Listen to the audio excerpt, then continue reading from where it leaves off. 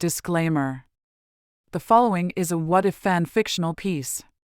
This franchise, along with its characters, are the rightful property of the following respected companies: Hassle-Free Productions, Davis Films, The Electric Shadow Company, Edward R. Pressman Film, and Pressman Film. Be advised that this fanfiction follows the events from the first film and the City of Angels rewrite we did titled The Crow, The Second Coming, which is available now on this channel if you have not seen it yet. Appreciate everyone's support. Hope you all enjoy this story.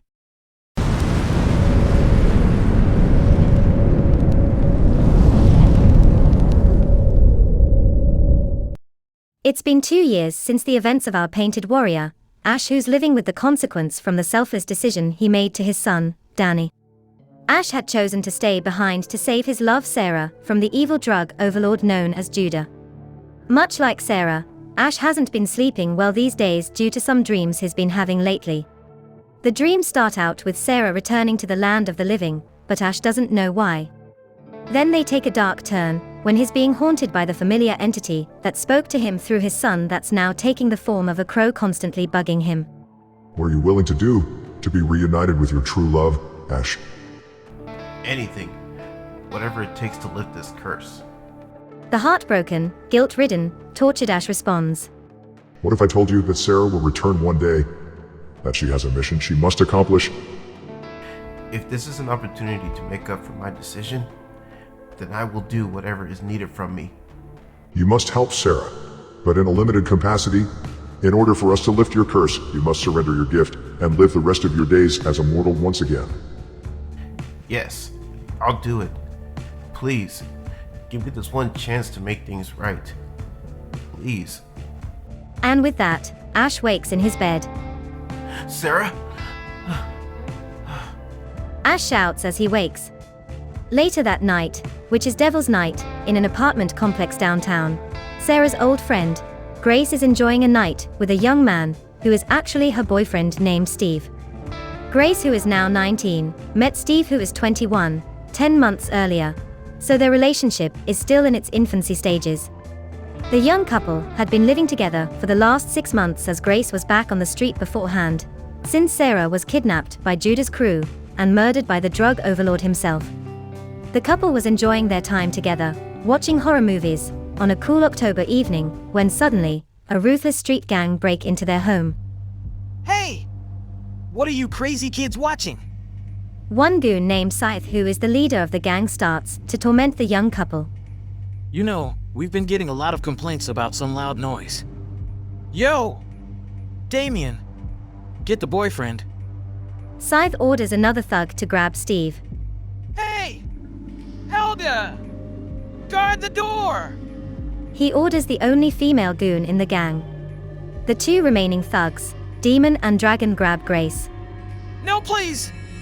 Don't do this! Steve pleads for his and Grace's lives. Sorry, my man, but your neighbors want to hear no evil. Scythe jokes ever so cruelly. You know, you crazy kids shouldn't be watching this filth. It's really bad for your minds. Scythe continues to joke as he walks towards Steve. Come on! Let her go! Steve shouts before Scythe presses the barrel of his pistol into Steve's temple. No! Not Steve! Please! Grace, I love... Steve was cut off by Scythe. Oh! So sorry. But Steve looked a little tired. All right, boys! Time for us to have our fun with little Miss Grace, is it? Scythe says before the 4 men take turns violating and beating the poor helpless young woman. Moments later, police were on the scene with 2 medics. One loading up Grace's now lifeless boyfriend, who was wrapped up in a body bag, and the other loading up Grace, who's still alive, but her life is slowly but surely slipping away. They've killed my Steve, Grace says, trying to cling to every last ounce of life she has left. Hold on, miss. Focus on yourself getting better for now. The familiar voice of Officer Bernard Albrecht can be heard trying to help poor Grace. Albrecht can hear the caws of a crow that's perched on a high tree branch. It's happening again. The honorable officer mutters to himself. A year later, Ash was rudely awakened by not only his dream, but also the loud caws of a crow. Well, good morning to you too. Ash says before pulling himself out of bed, so he can start his day. After a cold shower and breakfast, he jumps on his bike and makes his way to his garage. Later in the evening, as he closes up shop, Ash notices the familiar crow calling for him. Its cries seemingly more urgent than ever. Alright, fine. Give me a minute. He tells the bird as he finishes locking everything down. As soon as he jumps on his bike, the crow lands on Ash's handlebars, and before he can fire his bike up, the crow pecks at his arm, letting him know that he's mortal again. The deal he made in his dream. Was it real? Or was the visit from his son, Danny, along with the entity, only a dream? The mark on Ash's arm was the confirmation he needed to know that he's mortal once again. The crow caws, calling out to Ash to follow its lead, which he does. The mystical bird led Ash to the familiar cemetery, the home of the final resting place for Eric Draven, his fiancée Shelley Webster, and the love of Ash's life, Sarah. My God, this is it. Ash mutters to himself as he awaits the big event. The crow lands on Sarah's tombstone, pecks at it a few times, before letting out some loud caws to summon Sarah herself. The dirt and soil covering her starts to rumble and vibrate from the force of her opening her casket, allowing herself to crawl out of her grave. Sarah looks just as lovely as ever, like nothing had ever happened to her. Just as Ash remembers. What? I don't understand. Why was I chosen? Sarah asks the crow, who leads her to an unfamiliar grave. Grace? Sarah asks with her brows furrowed, so she places both hands on the crow, who witnessed the tragic death of Grace. Sarah sees a flash through the bird's eyes of the tragic events taking place. That brought Sarah down to her knees with tears streaming down her face. Oh God. Grace. I'm so sorry. Sarah cries before the crow caws one last time. Suddenly, the crow flies over towards Ash, bringing Sarah's attention to her love, who is waiting by his motorcycle. Sarah rushes towards him, and the two begin to hold each other tight. I've missed you so much. I've missed you too. Sarah trails off before the two share a long, passionate kiss for a moment. I'm sorry, here. We can't have you out here freezing. Ash says warmly as he removes his jacket, so he can put it on Sarah to help keep her warm. Now come on. Let's go home. He tells her, as he gets on his bike, and Sarah does as well before wrapping her arms around Ash's waist. He then fires up his bike, and the two ride off together, disappearing into the night. Meanwhile, at a nearby bar a few streets over, the ruthless street gang that attacked Sarah's now fallen friend Grace and Steve was celebrating their many nights of chaos and mayhem they've caused in the city. Boys and gal, here's to keeping the absolute best holiday alive and well. Here's to Devil's Night. And to our crew, the Hellhounds. Helga chants before the group downs their shots. Moments later, Ash arrives back to his ranch house in the countryside, just outside of city limits. Well, shall we get started? Sarah asks after they've entered the house. Yes, since you're trapped here, you've regained your abilities, right? Sarah wonders with a furrowed brow. Actually, no. See, I've been having these recurring dreams, much like you did when you dreamt about my return. Ash begins to explain, as he showed Sarah the mark her crow left on his arm. In my dream, I saw you coming back. And then suddenly, I'm face to face with this entity. We've made a deal. I can only help you in a limited capacity. And if you're successful, then I get to live the rest of my days as a mortal once again. Sarah's eyes widen with realization. But if I fail? Then I'm stuck with this curse and remain trapped here for all eternity. Well, no pressure, I guess. We better get started then. I've gathered as much of your stuff as possible. Picked up a makeup kit and some clothes to help you get your outfit together.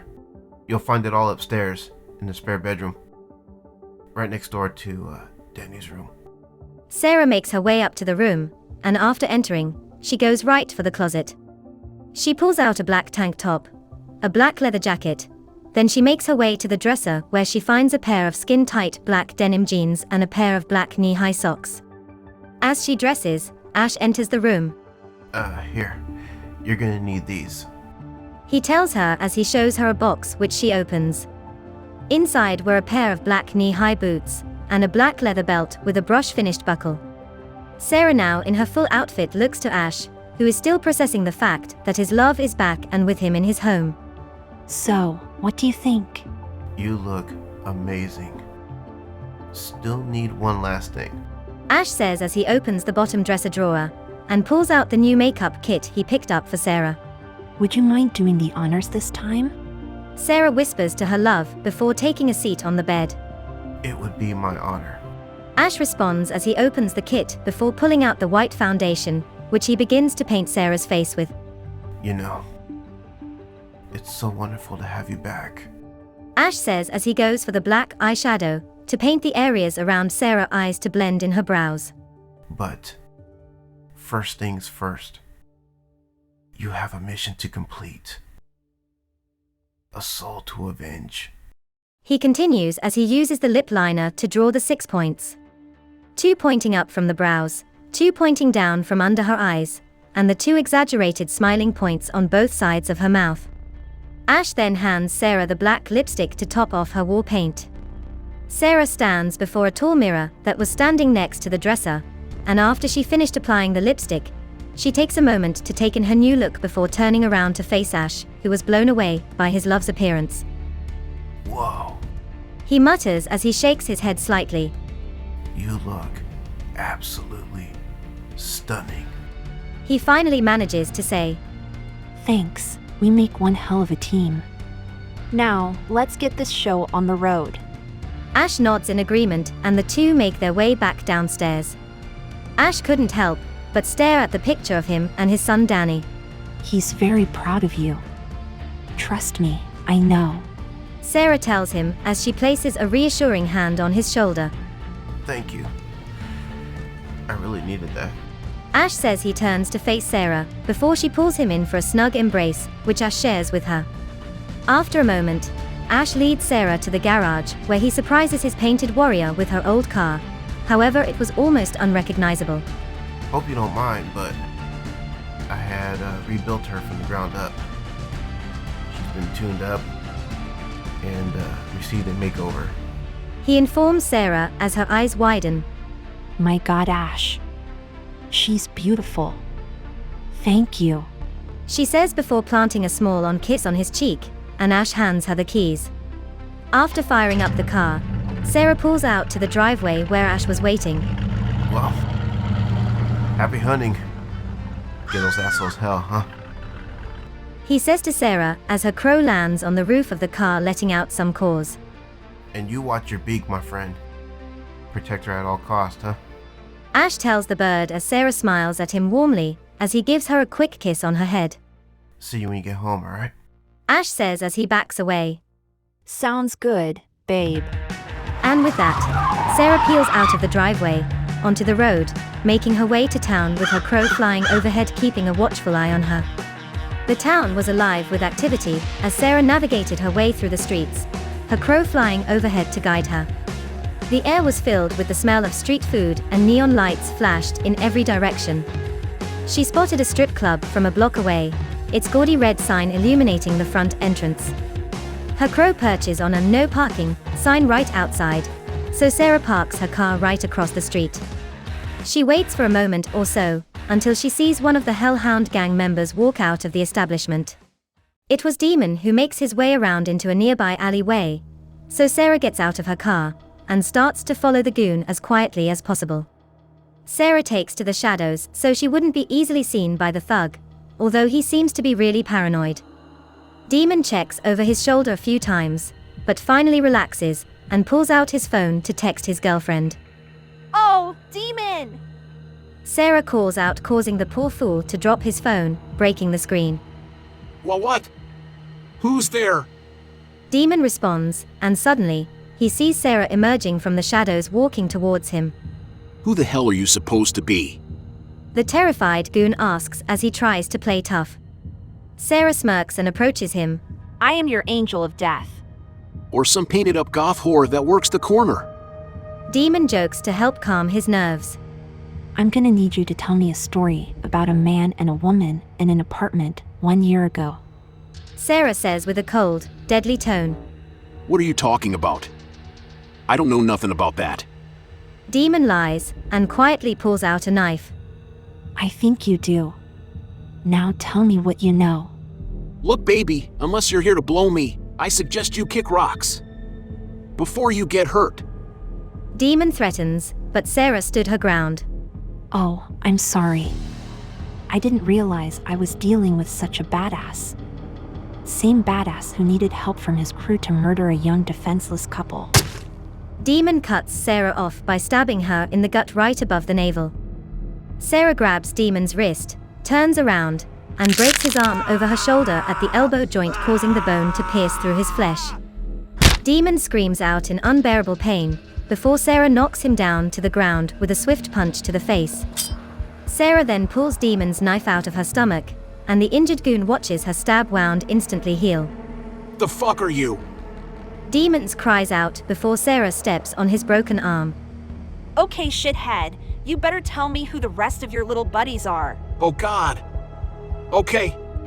Dragon, Damien, Scythe, and Helga. He snitches. Good. Now tell me. Where are they? D-Dragon. He owns a flower shop a few blocks from here. D.D. Damien stays at his girl's penthouse. Scythe is a gearhead. H, he races his car in local street races. A, and Helga. She's usually out and about on her chopper, but you can't catch her either at a gym working out, or helping some poor bastard get off at Misty's Pleasure Palace. Demon confesses. Thanks, Demon. Now, say goodnight.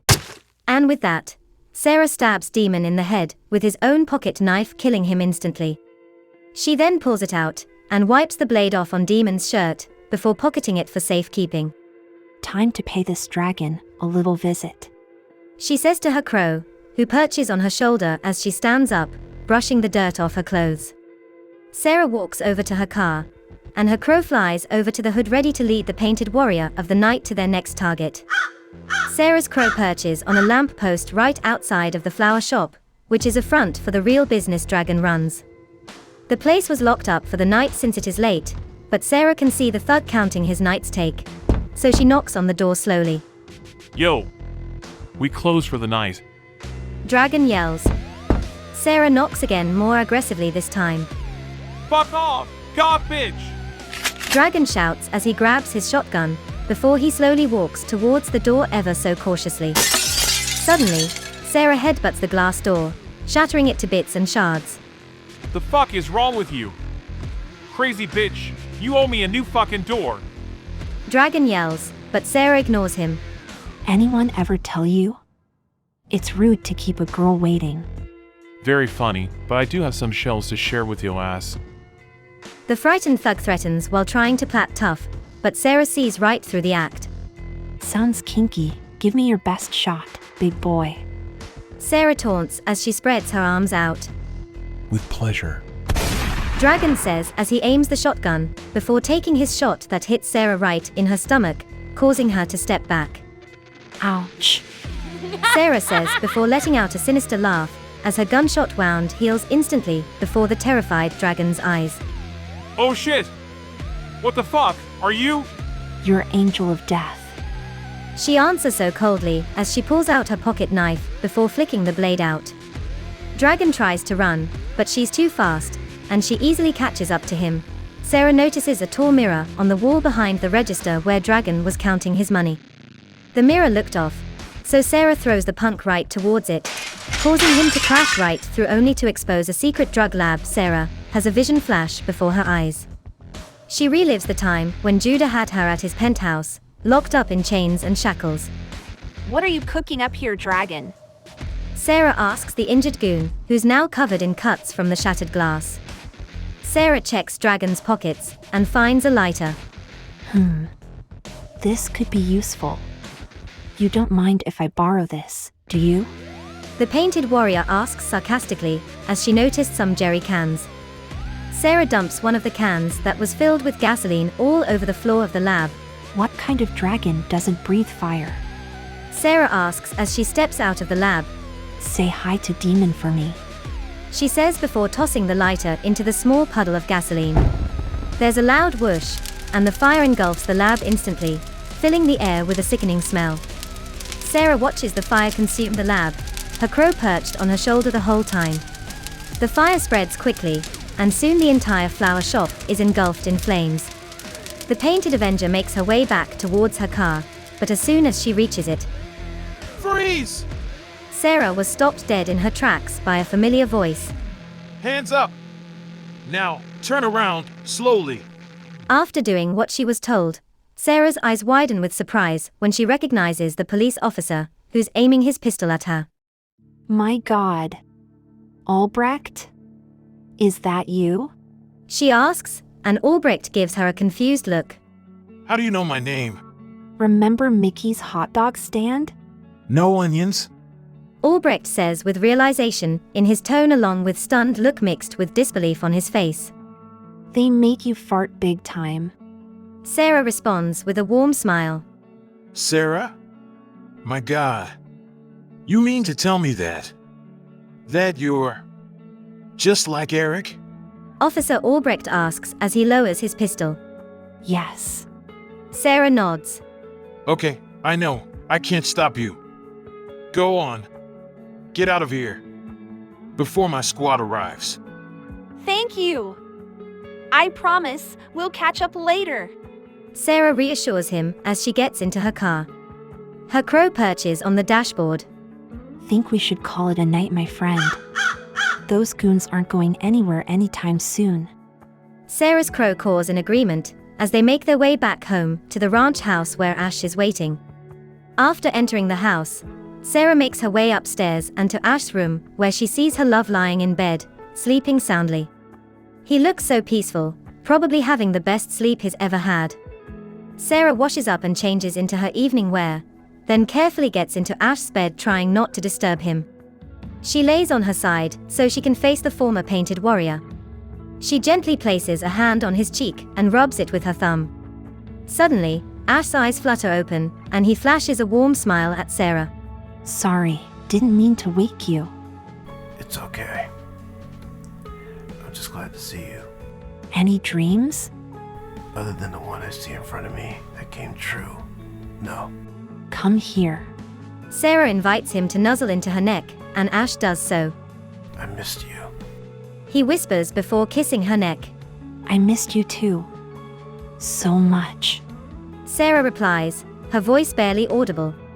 They lay in silence for a while, just enjoying each other's presence. Let me see. Sarah tells Ash as she places a hand on his temple, which allowed her to see flashes of Ash's days over the last 2 years while she was gone. She can feel his pain and torment, which caused her to wince as tears start to form in her eyes. She can see him fighting against the darkness, struggling to find a reason to keep going. And then, she sees him in the mental institution, meeting the crow that would eventually become her familiar.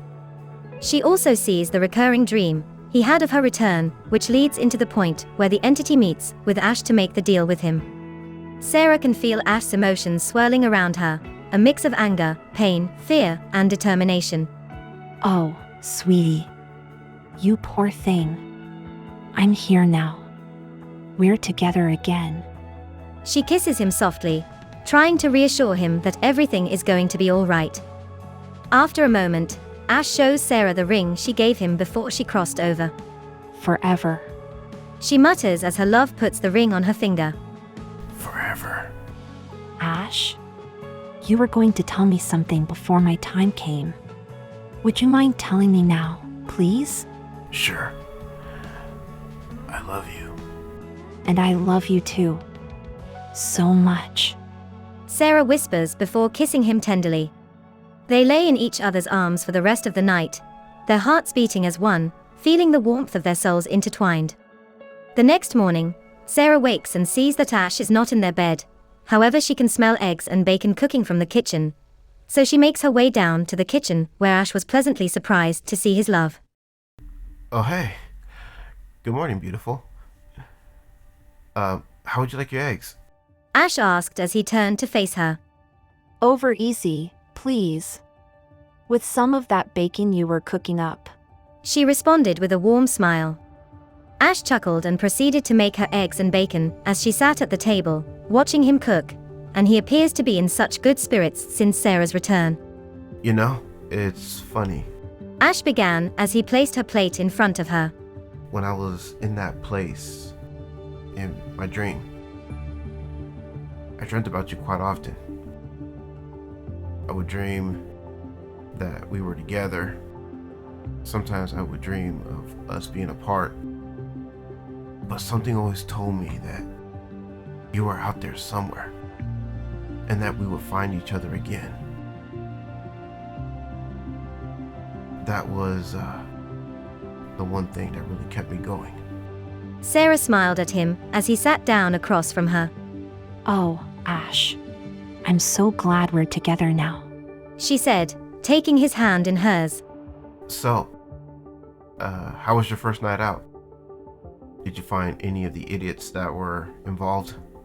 Ash asks about Sarah's first night out avenging the death of her fallen friend Grace. Sarah takes a sip of her coffee before responding. I'd found 2 of them. There's still 3 that remain.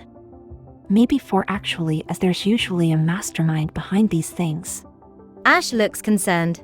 You know, I'll be honest. I kind of wish I still had my powers, so I could be out there with you. You know, help track down these idiots, take them down. I just can't help but feel like I could do so much more. He says, squeezing her hand. Hey, you're doing plenty enough as is. Don't forget the deal you've made. And besides, I'm fine, and wouldn't be able to do this without you. She finishes, taking another bite of her eggs. Meanwhile, Scythe, Helga, and Damien are downtown at a club, looking to meet with their superiors. They make their way upstairs to the safe house of the club owner, an evil queenpin in charge, Queen Mamba.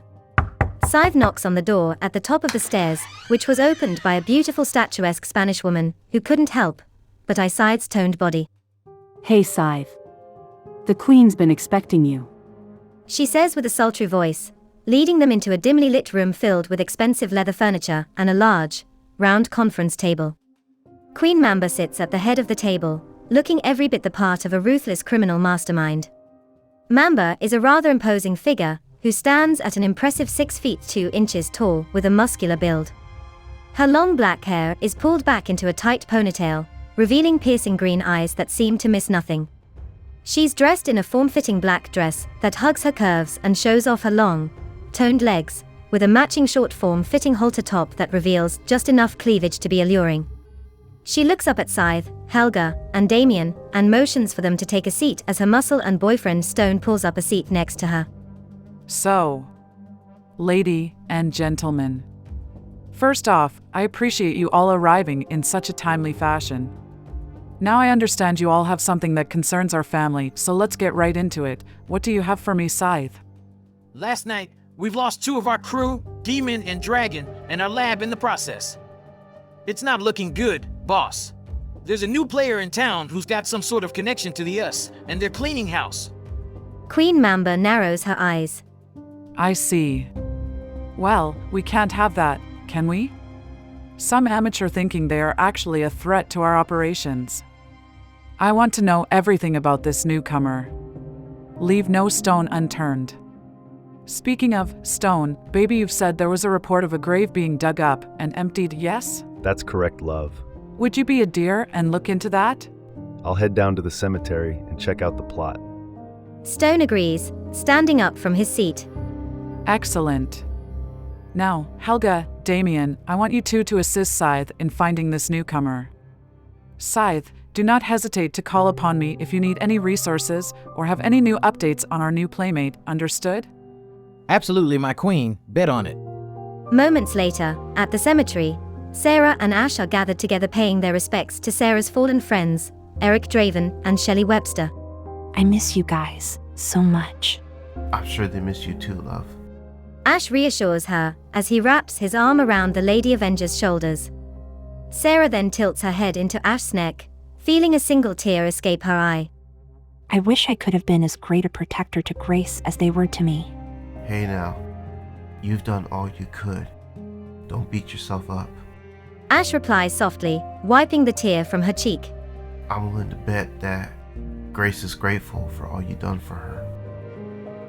And that she's proud to see you take care of business. Suddenly, they hear a car pull up to the gated entrance. Neither one recognizes the vehicle, but relief would wash over Sarah's face as she sees a familiar figure step out of the car. It was Officer Bernard Albrecht himself, Sarah's old friend, making his way towards the couple's location. Albrecht? Good to see you. Sarah says, stepping forward to greet him. Good to see you too, Sarah. I'm still processing the fact that you're back. He says, giving her a hug before turning to Ash. And you are. Oh. I'm so sorry. This is Ash. He was also a chosen soul like Eric before him. Sarah says, feeling a bit sheepish for forgetting the introduction. Pleasure to meet you, sir. Ash says, shaking Albrecht's hand. Likewise, and please call me Bernard. So, Sarah, please don't take what I'm about to ask the wrong way, but... Why was I chosen to come back? Sarah finishes Albrecht's question, and he nods. Yes. Let me show you. Sarah says as she leads Albrecht to Grace's grave. Grace? I don't understand. Albrecht says with a furrowed brow, so Sarah starts to explain. When I met Grace. She was a lost orphan, living on the street, so I took her in to try to raise her like a sister. Till I was abducted by one of Judah's crew. I helped Grace get away. Bernard nods in understanding as Sarah continues. I've recently learned from my crow that Grace had met and was living with someone who I discovered was her boyfriend. They were enjoying a night and watching a movie when the Hellhound gang broke into their place and murdered them. The Hellhounds? Are you sure? I'm sorry, I've always had a feeling, but we didn't have enough hard evidence to be sure. Bernard says, clearly troubled. I'm positive. They left their mark on the bodies. I'm going to make sure that they all pay. And with all due respect, Officer Albrecht, I can't be stopped till I set the wrong things right. Sarah declares very determinedly. Bernard takes a deep breath and nods slowly. I'm not about to try to stop you. I'll help you any way I can.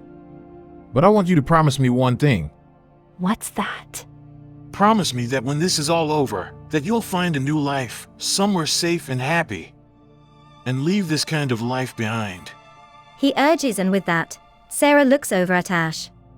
I found that place. As for that last part, well, that's my goal. Little the group realize, they were actually being watched from a distance by Mamba's muscle and boyfriend Stone.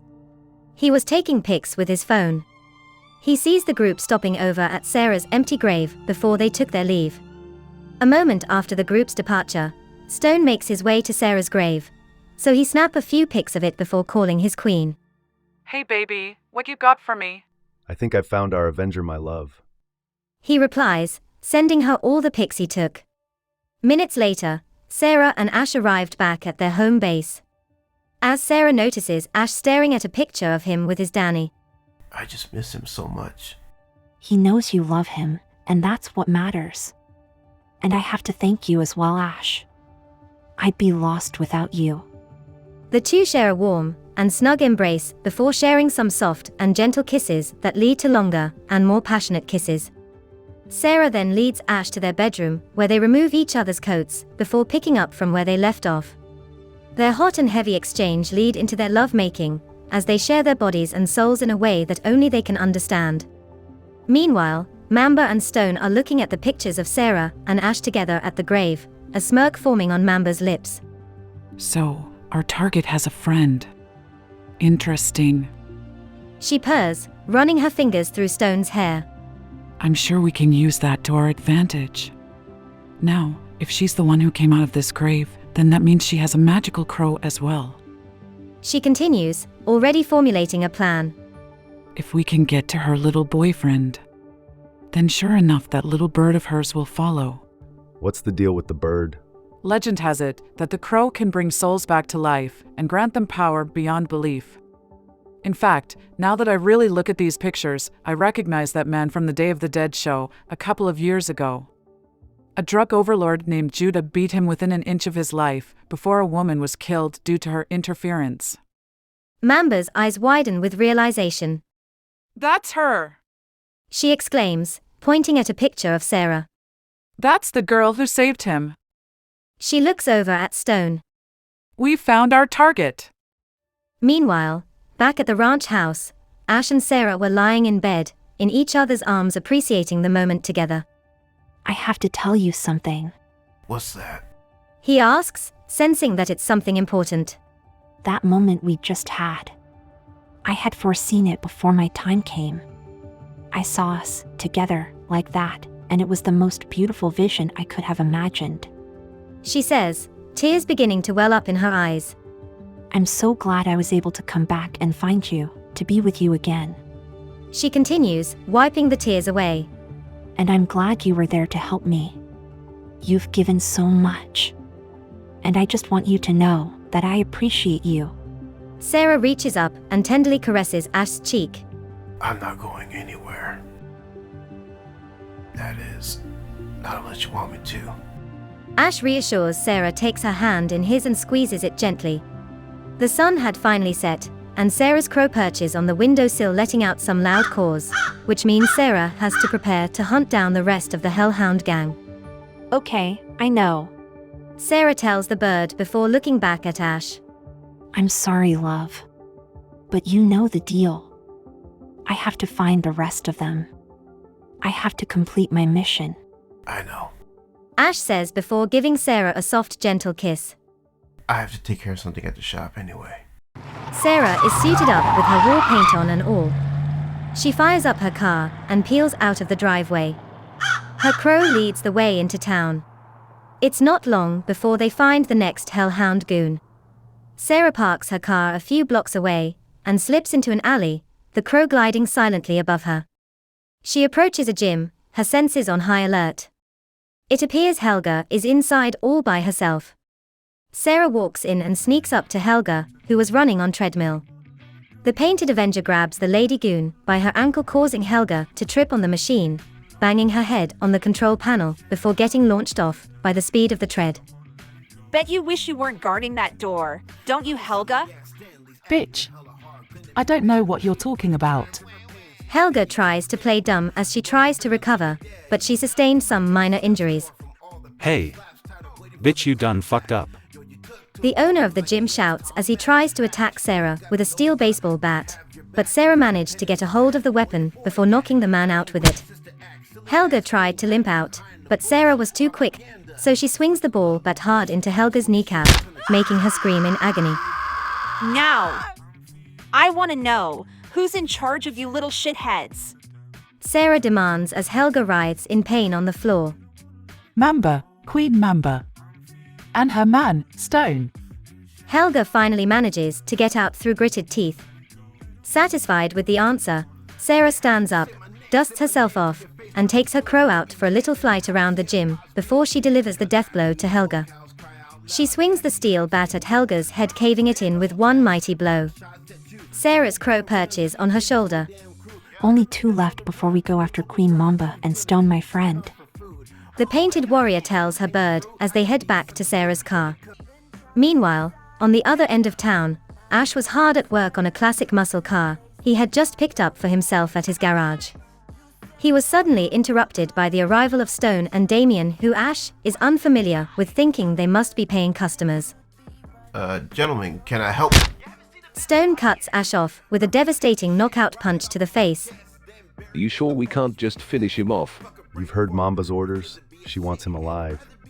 Stone replies as he lifts the unconscious Ash up off the garage floor and hoists him over his shoulder. Something isn't right. Sarah says to her crow, and after she fires up her car, a custom street rod pulls up to her. Hey, Ghost Girl! Catch me if you can! It was Scythe taunting the Lady Avenger before peeling out. You're on, dipshit. Sarah mutters before peeling out behind the goon. The chase is on, with Sarah close on Scythe's tail. They wind up in the industrial part of town, with Scythe finally pulling up to the familiar docks where Ash and his son Danny met their untimely end, and also where Ash savagely got his revenge on Curve, who was one of Judah's goons. As they approach the pier, Sarah managed to clip Scythe's rear end, causing the thug's car to spin out of control, forcing him to jump out before the car ended up into the drink. Feeling winded and after sustaining minor injuries, Scythe sees Sarah walking up to him with authority. Fuck you! Ghost bitch! He screams as he fires a shot at Sarah, who doesn't flinch at all as her wounds instantly heal, which had Scythe really freaked out. What the fuck are you? Why can't you die? Because pieces of shit like you exist. Sarah says before taking Scythe's gun. Grace. Steven. You remember them? Sarah starts to interrogate to terrified thug. Devil's Night. A year ago. You'd violated that poor girl. You'd murdered her boyfriend. You'd murdered her. My sister. Sarah shouts through gritted teeth. I'm so sorry. Scythe starts to cry. Well, that brings them back now, does it? Sarah growls as she starts to drag the pathetic goon down to the end of the pier. Please. Scythe tries to plea, but Sarah is having none of it. Shut your damn mouth. She aims Scythe's own gun at his head. Sorry, Scythe, but I want to hear no evil. And with that, Sarah lets out the kill shot, silencing the twisted goon once and for all. She then kicks the lifeless body of Scythe into the drink before dropping to her knees and lowering her head. Suddenly, Sarah's moment was interrupted by a vision through the eyes her crow flashing before her eyes of Ash, who appeared to be beaten and locked up in chains. Ash? No. She mutters before getting into her car and peeling out. He did say he was going to his shop. Sarah thinks to herself, and sure enough, as she pulls up, Sarah sees the garage door open with the lights on. After parking her right outside, Sarah enters the garage and immediately notices the tools on the ground near Ash's project car. She touches each tool hoping to find some answers. She knows what happened and her love is. Afraid your little boyfriend isn't here, ghost babe. Damien informs Sarah as he exits out of Ash's car from the passenger side. Have to admit though, your man has great taste. He teases right before letting out a snicker. Where is he? Sarah growls as she clenches her fists, not giving a shit that she may be outnumbered. He's with Mamba. Stone replies with a smirk, obviously enjoying this twisted game of cat and mouse. You know where she is? Sarah asks, trying to play it cool. We're not telling you that. Damien grins before turning to Stone. Sarah quickly pulls out Scythe's gun that she took and shoots Damien right in the shoulder. Ah, motherfucker. The twisted goon shouts. Now. You want to tell me where my man is? Sarah asks Stone, who decides to tuck tail. So he jumps into his car and peels out. Sarah sees her crow following Stone. Sarah then walks around the car and grabs Damien, lifting him to his feet. You picked the wrong one to fuck with today, Damien. Look, P, please. Don't kill me. Give me a chance. A chance? What about Grace? Did you give her a chance? And how about her man, Steve? Where was his chance?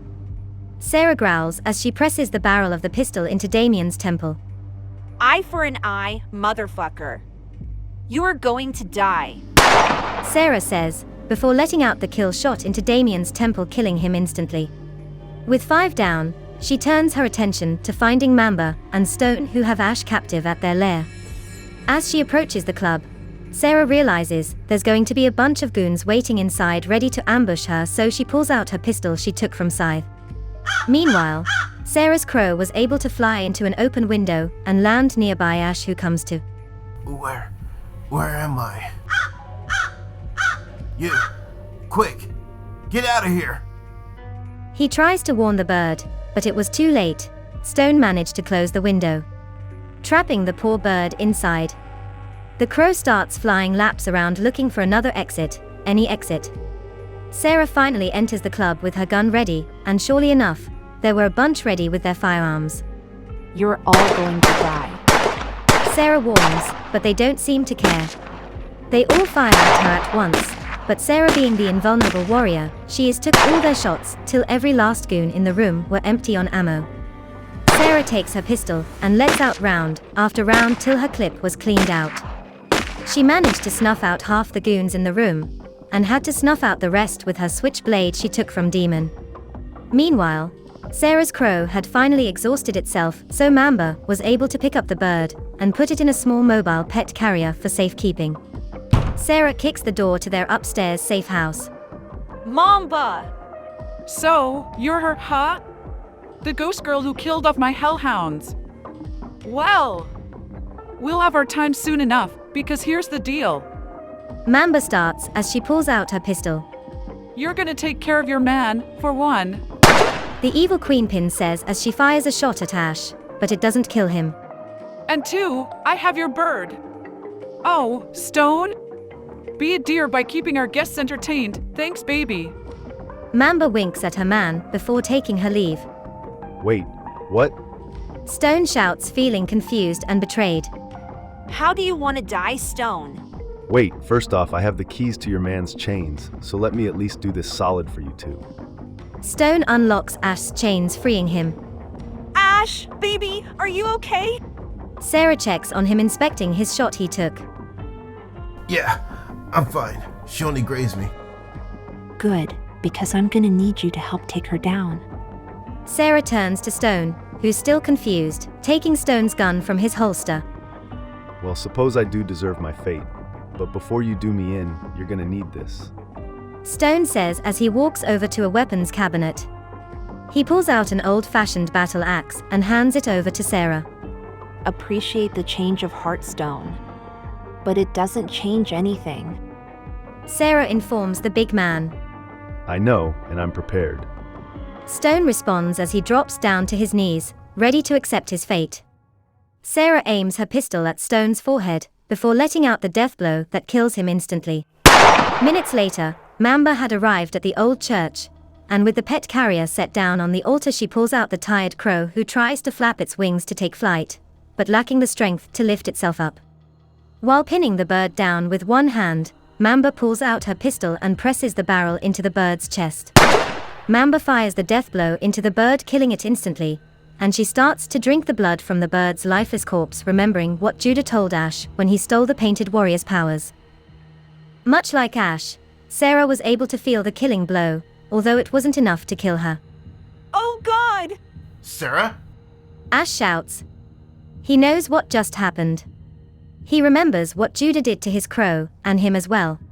She killed my crow! I think Mamba stole my powers! Sarah stammers, still feeling the pain of the shot. I know where she is. We need to get back to the church. She adds as they take their leave from the club. Okay, easy now, love. I'll drive. Ash says they both get in Sarah's car. Before Ash was about to peel out, he notices that Sarah had passed out. Sarah! He shouts as he checks for a pulse, which Sarah has, so Ash was relieved, but also realizes that Sarah must be having the same kind of dream he had when Danny had spoke with him. Sarah hears a voice calling for her. Sarah, your work here is done. No, it's not. I still have the one in charge to deal with. And I refuse to leave Ash behind. Especially after what you've done to him. You think you know pain, child? You have no idea. Maybe not, but I'm a quick learner. You're a fool, Sarah. You'll fail. The voice whispers before vanishing. Sarah wakes up with a start, realizing that she was back at the church. Ash? Yeah, hey, I'm here. Mama's inside. I don't know what to do. She has my powers. Hey, look at me. You still have powers, Sarah. And it is pain. It is your best advantage. But what do I do with it? Don't worry. I have a plan. You'll know when the time is right. Ash assures her. Ash enters the church through the front. Well, well, well. How ironic. I'd killed your dead woman's bird and take her power. And you show up. Mamba says, smirking. Oh yes, Ash. I was there. Remember that night? Diaz de los Muertos, when Judah announced that he took your power. The twisted queenpin taunts as she walks towards the mortal Ash. Yeah, well, maybe we should put that to the test. Ash says, aiming Sarah's pistol at Mamba, before letting out a few rounds into the large woman's muscular frame, which heals up instantly. Is that the best you have, little man? No, but I know a gal who does. Ash says, nodding at Sarah, who was rushing at Mamba with her battle axe in hand. Mamba backhands Ash, swatting him away. He appears to be knocked out for the time being. Mamba narrowly avoids Sarah's attempt with the axe, and managed to grab the painted warrior by the neck, lifting her off her feet. Sarah tosses the axe towards Ash, who was starting to stir. Nice try, little girl, but I can't be beat. Mamba sneers as she raises her hand to deliver a killing blow. Just as Mamba was about to bring her fist down, Sarah closes her eyes and focuses on the pain. She felt a surge of energy coursing through her body as she finally understands what Ash meant. Using her newfound power, she catches Mamba's big fist. What the fuck? How are you doing this? I'm the one with the power now. Yeah, well, my pain outweighs your power, right, Ash? Mamba looks behind her at Ash, who stood ready to swing the axe, which he does with all his strength, landing a deep blow below the queenpin's rib cage, which hurt her enough to let Sarah go. Sarah, catch! Ash shouts as he tosses the axe to Sarah, who catches and swings it at Mamba with all her might. The axe connects with Mamba's neck, decapitating her head. The twisted queenpin's body falls limp to the floor as Sarah drops the bloody axe. Ash slowly gets to his feet, wiping the blood from his mouth. Well, damn, nice shot. He says, impressed. Thanks, love. Of course, I couldn't have done it without you. Your memories, they saved me. Thank you. She says, embracing him tightly. I have to thank you. Because you're the one who saved me. Which means I'm not about to let you go this time. Ash whispers in her ear as he pulls her closer. They stand there for a moment, lost in their embrace, as the sound of sirens approach in the distance. Hey, you okay? Ash checks on Sarah as he notices some bruising on her face along with some blood. A little worse for wear, but I'll be okay. I'm not going anywhere. This time. Sarah assures him with a smile. They stand there for a moment, watching as Officer Albrecht along with his squad enter the church, their guns drawn as they survey the carnage around them. It's over, you know? Ash whispers to Sarah, his voice barely audible over the commotion. It's really over. All right, everyone, relax. Hold your fire. Albrecht orders his team as he approaches the battered couple. You two okay? He asks as he notices Sarah's visible injuries. Guess you're not Superwoman anymore. No. But it's okay. 'Cause we're free now. Sarah responds as she looks into Ash's eyes. That's good. And now, about our deal? No worries, Bernard, and not about this life anymore. I just want to go home. Well, we're gonna need your witness statements first, but after that, you're free to go. Albrecht informs the tired couple. After giving their statements, Sarah and Ash make their way to Grace's grave. Hey Grace, we did it.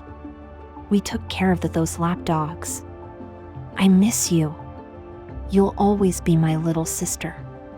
I love you. Sarah says before kissing Grace's tombstone.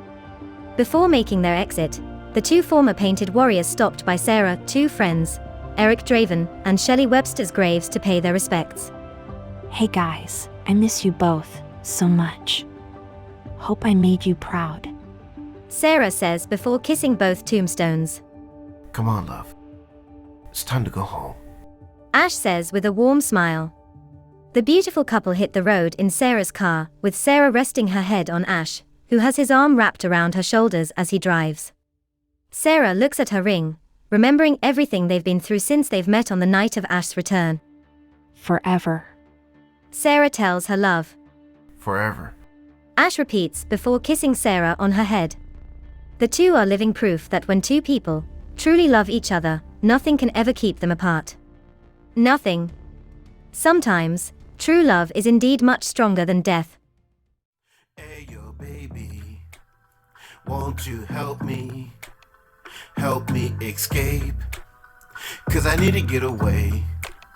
Free me from this pain that's driving me insane. Help me release. Put me at ease. Help me. Attach these wings to my spinal cord, 'cause they just gotta soar. I need to elevate to new heights. Need the warmth from the sunlight. But right now that fire is my desire. Come on, baby, won't you help me be free from my worries? Please. Help me release, put my mind at ease. You're a sentence so intoxicating. My favorite form of medicating. Please set me free. Faded. My heart is racing, taking me hard, taking me hard. Drunk on the poison, I'm hearing voices, taking me hard, taking me hard.